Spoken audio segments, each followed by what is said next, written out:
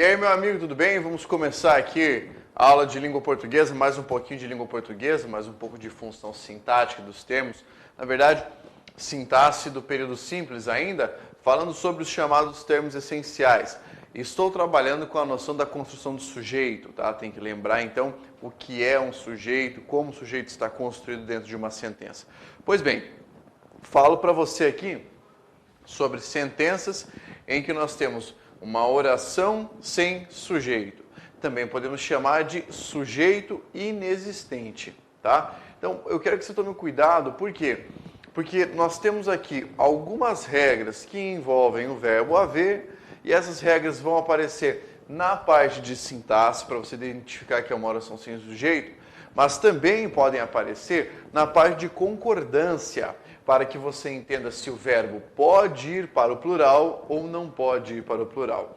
Muito cuidado com isso, bastante atenção e vamos ao trabalho. Veja bem, temos uma regra aqui que diz o seguinte: se você tiver o verbo haver, o verbo fazer ou o verbo ir, quando forem empregados no sentido de tempo transcorrido. O que é tempo transcorrido, professor? É tempo que passou. Beleza? Tempo que passou. Aí você vai ter o quê? Uma oração sem sujeito. Lembre-se de que esse é outro caso de sujeito inexistente. Quero chamar a sua atenção para o fato de que esses três verbos, quando empregados desse modo, ficarão obrigatoriamente no singular. Beleza?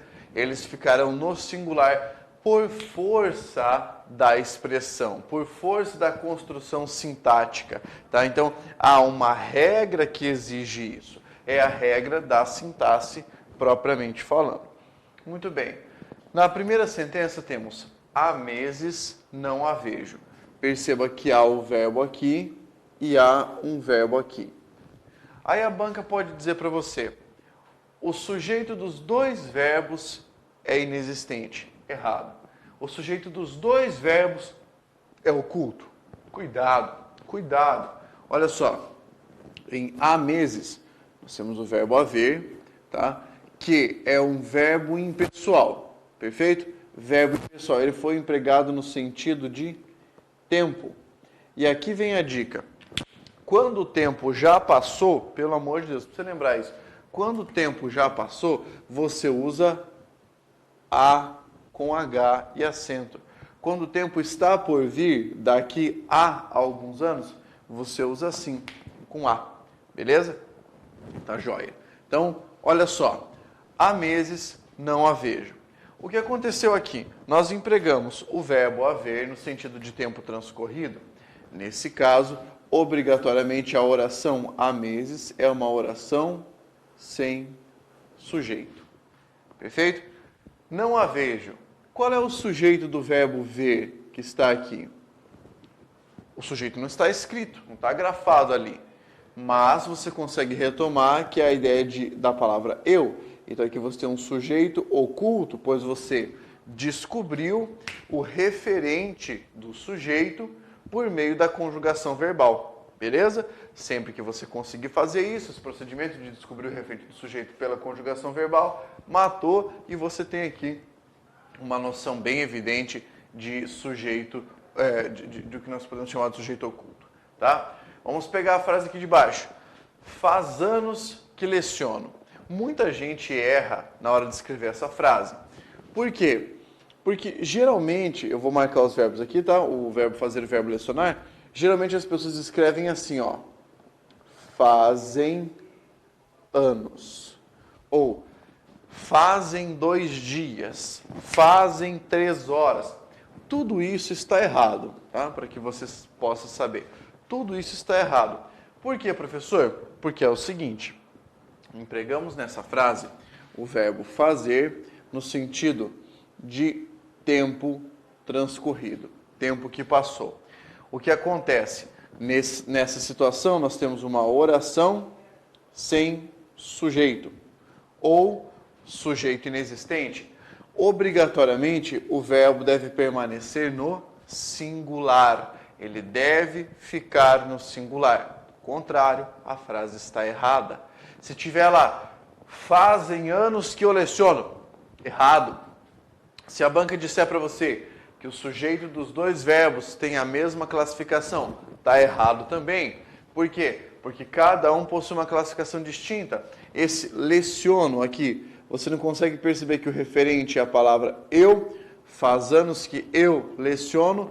Então aqui, o que é que nós temos? Um sujeito oculto, beleza? Sujeito oculto.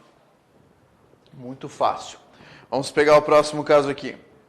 Vai semanas que parti de casa. Parece que está errado, não parece? Não parece que isso está estranho? Pois é, mas não está errado, só estranho. Porque na maior parte das realizações, o povo costuma falar esse verbo ir no plural, o que é um erro tremendo. Tá? Então aqui, ó, o verbo ir foi empregado, vamos pensar aqui, ó, na mesma acepção. Ele foi empregado na acepção de tempo. Ora, como ele foi empregado no sentido de tempo, nós temos aqui uma oração sem sujeito. A oração em que o núcleo no núcleo do predicado, né, é o verbo ir. Agora, que partir de casa? Esse partir, o que é que nós temos? O mesmo sujeito oculto. Por quê? Quem partiu, eu parti.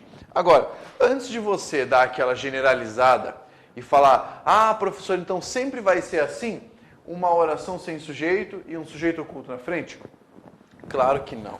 Eu poderia dizer, há semanas que Mário fez a prova. E daí o sujeito do verbo fazer seria a palavra Mário. Tá? Então, na língua portuguesa, existem algumas estruturas recomendáveis, mas você não pode generalizar. Falar assim, ah não, então sempre vai ser desse jeito. Tá? Tome muito cuidado quando começarem a frase para você falando sempre vai ser assim. Principalmente porque a língua é um fenômeno muito, muito dinâmico. E por ser um fenômeno dinâmico, pode haver alterações. E alterações sensíveis. Quer dizer, transformações na frase. Muito cuidado com isso para você não errar, para você não cometer equívocos. Maravilha? Então vimos aqui verbo haver, fazer ou verbo ir, indicando tempo transcorrido. Professor, já acabou? Não, não acabou. Nós temos mais coisas para estudarmos, fique tranquilo aí. Olha só, o próximo elemento que eu vou passar tem a ver também com a construção do sujeito da mesma natureza, que é um sujeito inexistente ou oração sem sujeito. Quando nós tivermos o verbo chegar ou o verbo bastar na sentença, e ele for empregado no sentido de cessamento. Cessamento quer dizer interrupção, né? Parar de executar alguma coisa, cessar alguma coisa. Então nós temos aqui, ó, chega dessa folia, tá? Aqui o verbo chegar, indicando cessamento. Basta de preguiça. Bem, o que é que nós temos nessa forma? Analise comigo. Eu consigo perguntar o que é que chega? Não consigo perguntar. Se eu falar, professor, dessa folia. Mas não é essa a ideia. Eu preciso pensar, alguém está conjugando esse verbo? Não, não está. Por quê? Porque ele não precisa de alguém para conjugá-lo. O que nós temos aqui é uma oração sem sujeito. Você percebeu que o verbo aqui ficou no singular? É outro indício já para você desconfiar. Parece então um verbo que está sem sujeito por causa dessa forma de singular. Tá? Olha aqui outro exemplo. Basta de preguiça. Em basta de preguiça, nós temos uma outra oração sem sujeito. Por quê? Porque eu tenho o verbo bastar indicando cessamento. Outra coisa interessante, nós temos aqui, ó, o verbo sendo presente numa sentença exclamativa, tá? Então, já indica mais facilmente para você essa noção de cessamento com a ênfase na exclamação. Claro que eu não posso dizer para você se eu imaginasse uma frase como João chega atrasado. Aqui eu não tenho uma oração sem sujeito. Eu tenho ali a palavra João como o sujeito dessa sentença. Não vá se confundir. Aqui a situação é esses dois verbos indicando cessamento, indicando interrupção. Só aí você vai poder pensar que é um sujeito, tá, desse tipo inexistente. Beleza? Professor, acabou a parte da matéria? Acabaram os tipos do sujeito? Mas é claro que não, cara. Viu? Fica de olho. Nós temos aqui um outro caso, que é o verbo ser indicando tempo ou distância. Eu quero que você tome muito cuidado com isso. Por quê, professor? Bem, porque é o seguinte, quando o verbo ser indicar tempo ou distância, ele vai ter uma particularidade, ele vai fazer concordância, diferentemente de todos os outros que nós vimos até agora. Todos os casos do sujeito inexistente que não faziam concordância, aqui nós teremos. Então preste atenção. Se você tiver o verbo ser no sentido de tempo ou de distância, vai concordar o verbo com o predicativo presente na sentença. Ih, professor, dificultou? Não, não dificultou. Pega aqui a frase. Daqui até ali são 300 metros. Tem o verbo ser, perfeito? É o nosso verbo de ligação. E ele está indicando o quê? Está indicando distância. Perfeito? Está indicando distância. Vamos analisar? Quando eu coloco a expressão daqui até ali, eu tenho essa sentença, ó, daqui até ali. Esse termo não é o sujeito. Muita gente poderia pensar, não, mas o sujeito está ali. Esse termo aqui tem natureza adverbial. Então, na verdade, ele é um adjunto adverbial, certo? De lugar.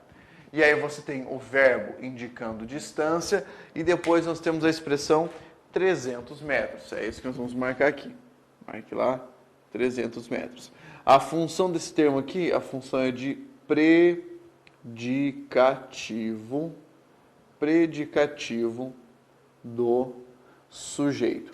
Agora, nós temos que analisar algumas coisas para não cairmos em um engano, talvez infantil. Pensemos aqui. Essa oração é classificada como uma oração sem sujeito.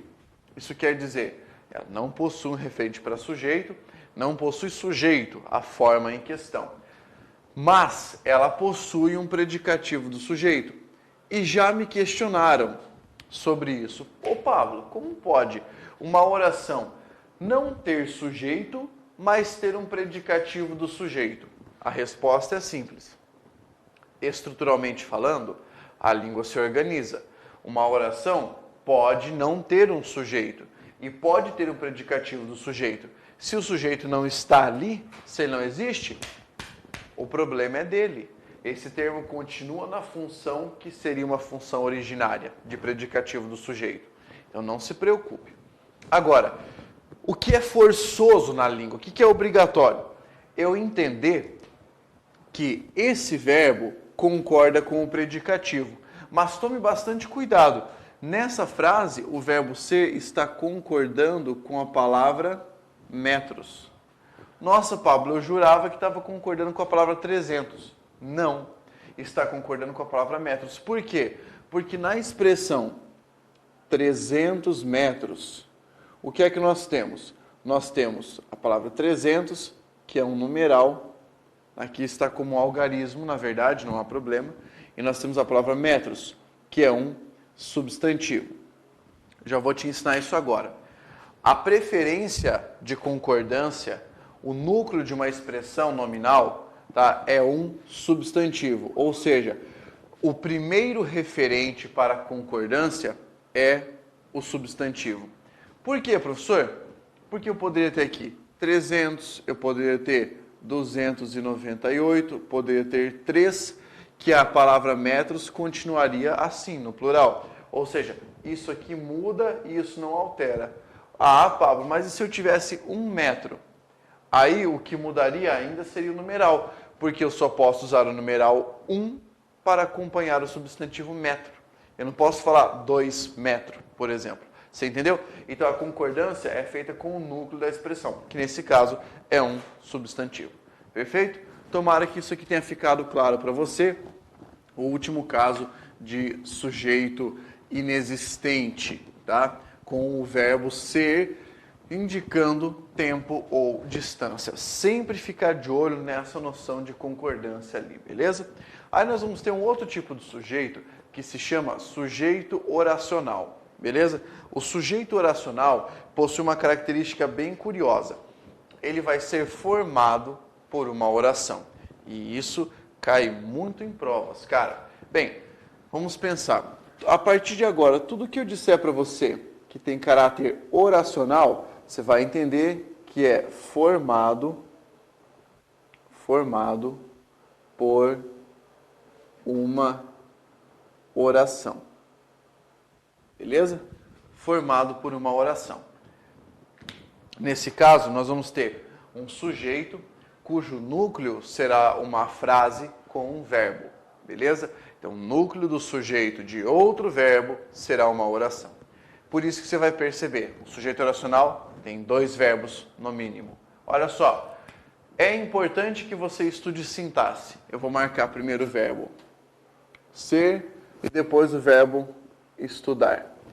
Depois, eu vou marcar o verbo convir a quem convém que o povo reflita sobre a política e vou marcar o verbo refletir.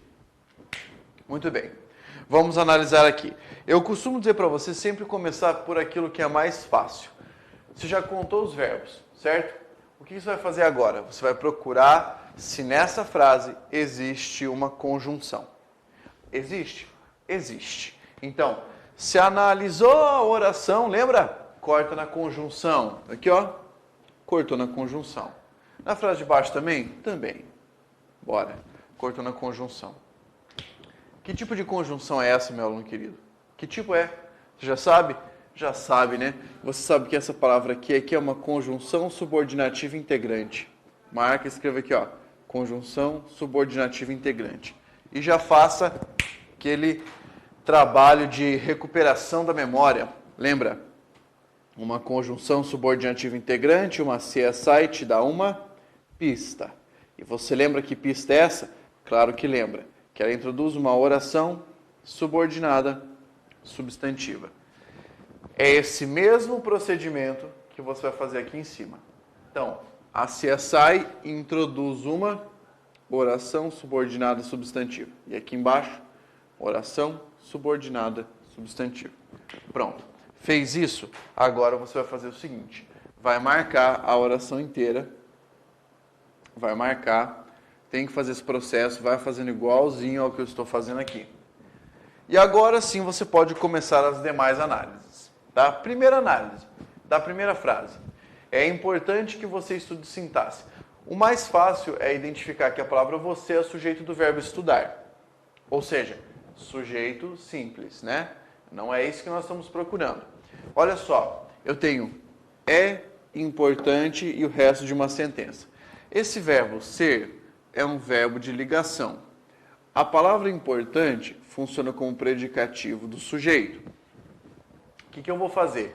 Eu vou usar uma técnica que eu já te ensinei, talvez você não esteja lembrado, para poder explicar isso com mais facilidade. Eu vou substituir toda a expressão que você estude sintaxe pela palavra isto. Olha só. É importante isto. Aí parece até que a frase está errada, né? Mas não está, só está invertida. Vamos colocar na ordem direta. Olha só. Isto é importante. Muito bem. Agora, olha o que aconteceu. Você vai pegar o verbo e vai analisar. O verbo está aqui. É o verbo ser. Eu pergunto para você, o que é importante? A resposta, isto. Então, a palavra isto funcionou como sujeito do verbo ser. Pronto? Vamos pegar esse mesmo nome sujeito e vamos transportar para cá? Ó, sujeito, e aqui continua sendo o sujeito. Por quê, professor? Eu só troquei a posição, eu não mudei a função. Agora, vamos voltar esse nome, sujeito, para aquela frase que eu coloquei no lugar disso. Ó, a palavra isso entrou no lugar da oração. Que você estude sintaxe. Então, essa oração inteira funciona como sujeito, tá? É um sujeito que oracional, o sujeito que funciona como uma oração. Agora, olha que interessante, o nome era oração subordinada substantiva, é subjetiva.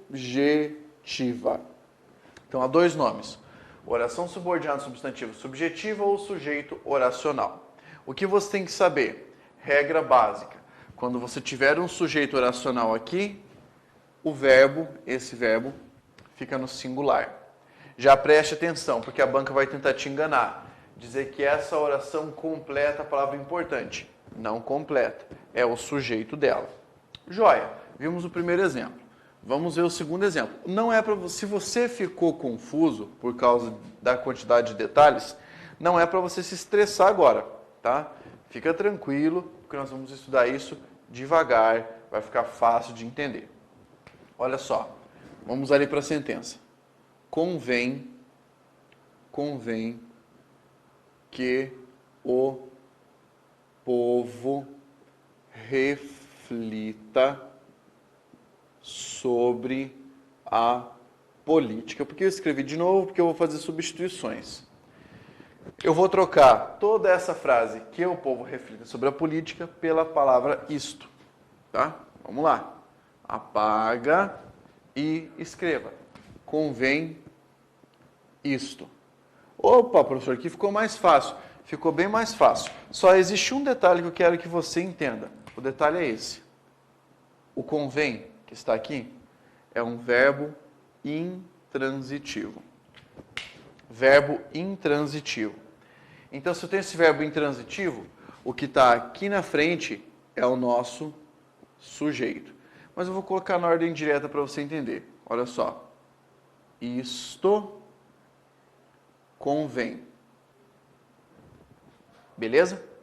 Então, analisando a estrutura da frase, convém isto, isto convém, a palavra isto é o sujeito do verbo convir. Vamos fazer só a troca agora? Ó, sujeito, essa oração inteira aqui, ó, que foi aquilo que eu coloquei no lugar da palavra isto, vai ser o sujeito. Que tipo de sujeito? Oracional. O sujeito que vai funcionar como uma oração. Portanto, oração subordinada substantiva, subjetiva também. Maravilha? Esses são os tipos de sujeito. Se isso aqui deu trabalho, fique tranquilo, porque nós vamos revisitar tudo isso na sintaxe do período composto. Isso é só para você saber o que é um sujeito oracional. Professor, cai em provas?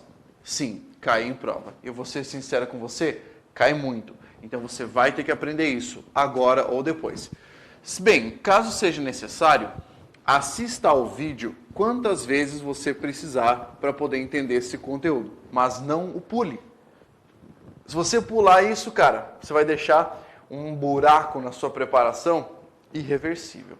Tá, vamos lá agora falar do predicado, porque eu já falei sobre o sujeito. O predicado é rapidinho, é bem fácil. Definição de predicado.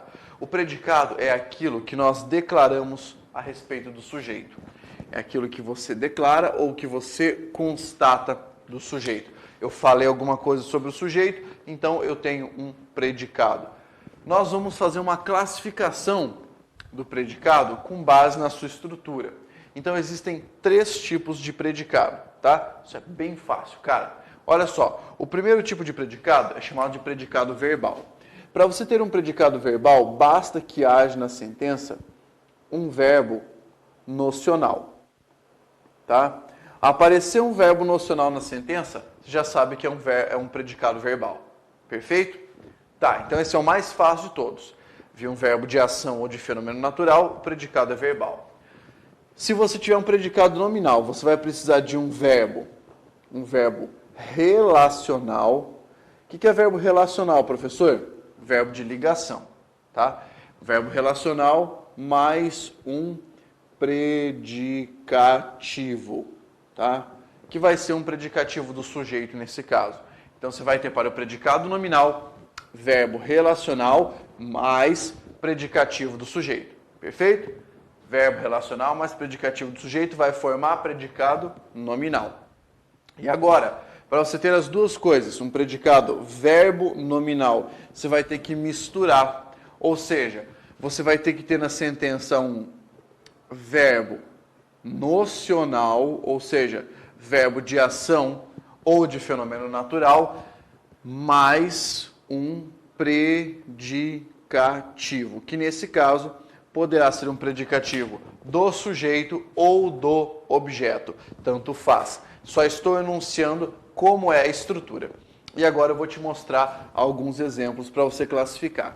As perguntas sobre classificação do tipo de predicado são bem menos incidentes do que as de classificação sobre o tipo de sujeito, mas não quer dizer que você não tem que saber isso. Tá? Veja só, eu tenho aqui 4 sentenças. Primeira sentença. Eu li o livro de matemática. Bem, vamos lá. O verbo é o verbo ler. Eu te pergunto, quem leu? Eu li. A palavra eu, nessa frase, funciona como o sujeito, certo? Sujeito simples.